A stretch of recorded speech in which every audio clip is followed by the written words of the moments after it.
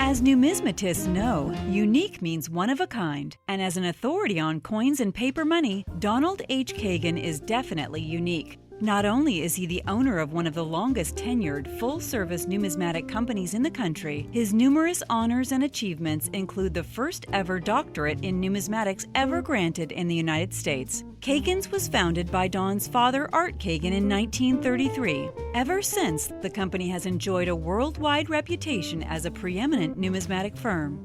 Don has supplemented his own knowledge by employing some of the greatest minds in numismatics, including Kenneth Bressett, Dr. George Fuld, Ron Howard, and David McCarthy, who you'll hear from in future installments. Kagin's services are focused around collection building, investing services, expertise, and education, and Don is deeply committed to providing them all.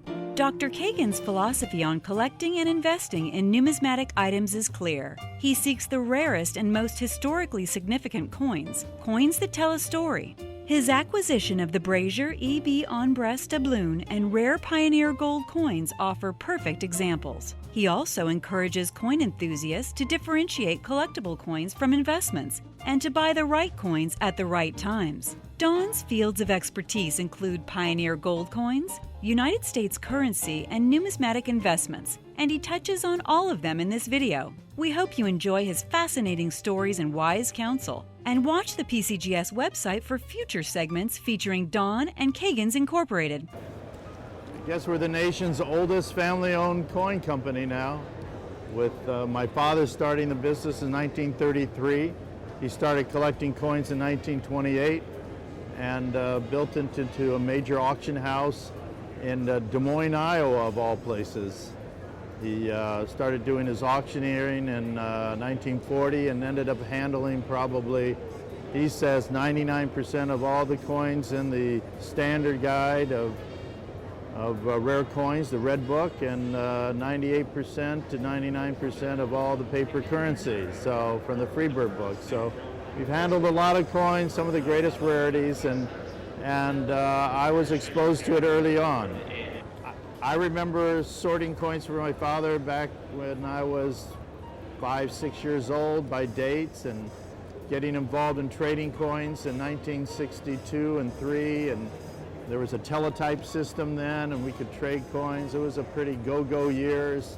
And then I went to school, to college, and worked for my father and uncle in 1968 while I was going to college and getting my BA degree in history and numismatics. And then I went on to get the nation's first PhD degree in numismatics, and it's been extremely rewarding. Besides writing a couple of books on coins and investing and coins, particularly of the gold rush periods, I've been able to be involved in various boards and organizations and associations in helping to advance and educate people in our industry. Pioneer Gold is the history of entrepreneurism during the gold rush periods in our nation's history. There are 3 of them. And Southern Appalachia in 1830, certainly the California gold rush, 1848 to 56, and then Colorado, Pikes Peak or Bust, 1860-61. Many people don't understand or know about the first one, particularly in the Southern Appalachia area, North Carolina and Georgia. But that's where gold for our nation first came from. And I got interested in this field because my father and uncle were interested in this field. But to me, it's probably the most interesting, fascinating part of our history, of our nation, and really brought out the true entrepreneur, pioneer spirit in our nation. And because this was necessity money, because the government wasn't reacting quickly for political or whatever reasons to help out the people in the areas as they grew. They were undeveloped areas economically, and they were in a barter system or subsistence farming, and when you had an influx of all these miners coming into the area using this gold dust in trade, it was very ineffective. So entrepreneurs like Templeton Reed, who was a cotton gin manufacturer and a metallurgist and jeweler, came up with the idea of melting down this gold coins, dust, and creating coins with his name on it that circulated for money. And that was in 1830, and that was the first privately issued gold coin in our nation.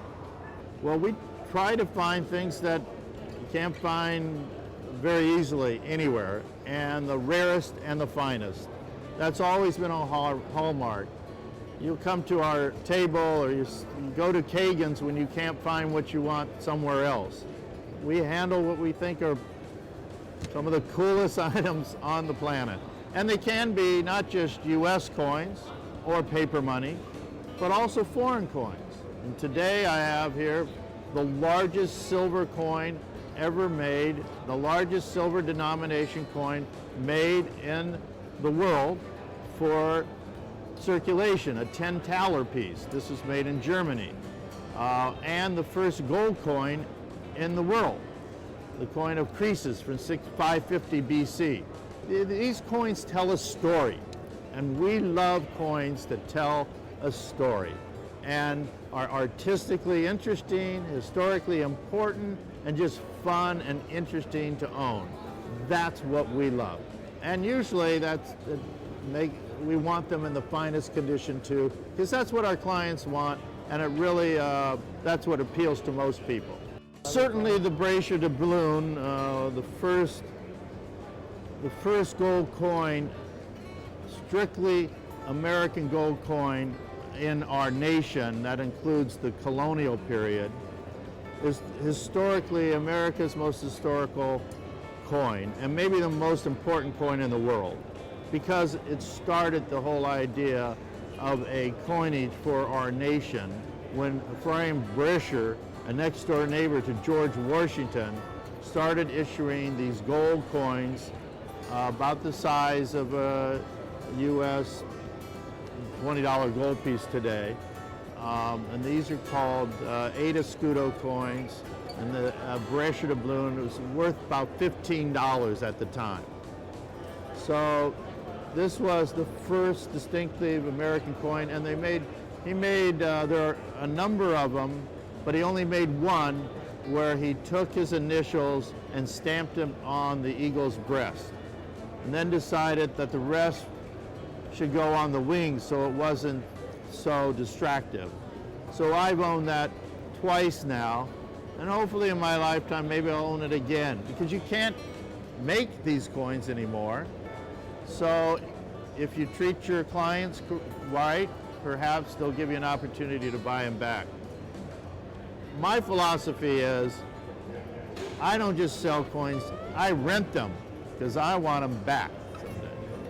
You know, there's a lot of people saying you should buy rare coins, they have a great track record, whatever.